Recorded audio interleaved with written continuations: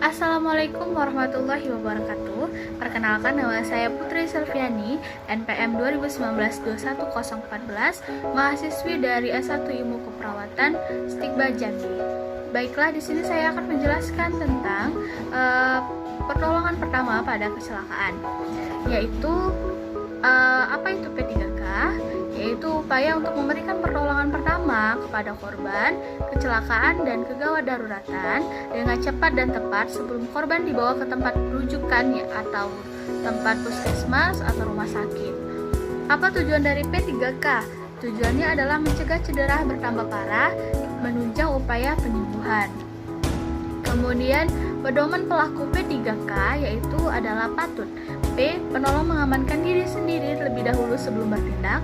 A. Amankan korban dari gangguan di tempat kejadian sehingga bebas dari bahaya.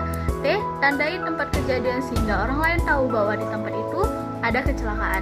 Dan U. Usahakan menghubungi ambulan, dokter, rumah sakit, atau berwajib seperti polisi atau keamanan setempat. Kemudian T. Tindakan pertolongan terhadap korban dilakukan dengan urutan yang paling tepat.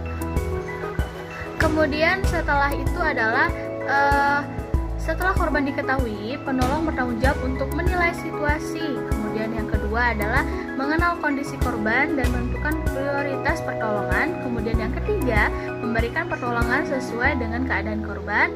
Dan yang keempat, mengatur dan merencanakan transportasi. Kemudian apa saja sih peralatan dari P3K? Bahan minimal yang harus tersedia dalam kotak P3K yang pertama adalah bahan untuk membersihkan tangan seperti sabun cuci tangan atau hand sanitizer ataupun alkohol. Kemudian obat untuk mencuci luka seperti air bersih, kemudian Revanol, kemudian povidone iodine. Kemudian yang ketiga adalah obat untuk mengurangi rasa nyeri seperti paracetamol.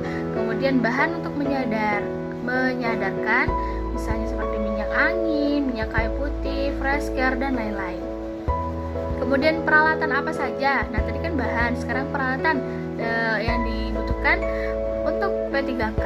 Yang pertama, alat yang minimal yang harus ada disediakan adalah pembalut gulung, kemudian pembalut segitiga, kemudian kapas, plaster, kasa steril, gunting atau pinset.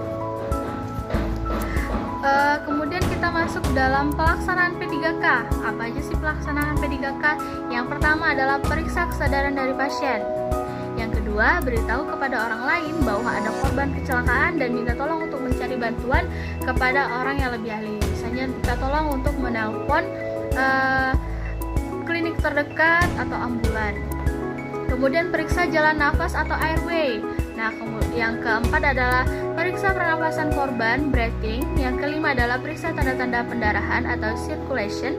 Yang keenam adalah periksa keadaan lokal dan perhatikan keluhannya.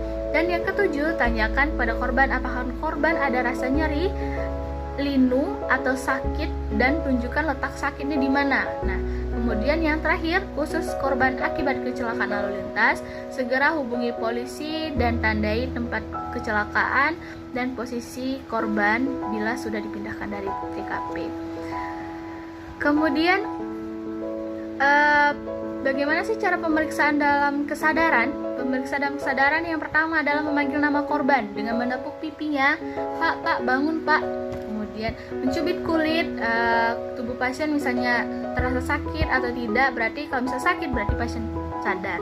Kemudian periksa refleks pupil korban terhadap cahaya pupil korbannya ya. Kemudian yang kedua adalah beritahu dan cari bantuan. Kemudian periksa jalan nafas tadi. Nah, kemudian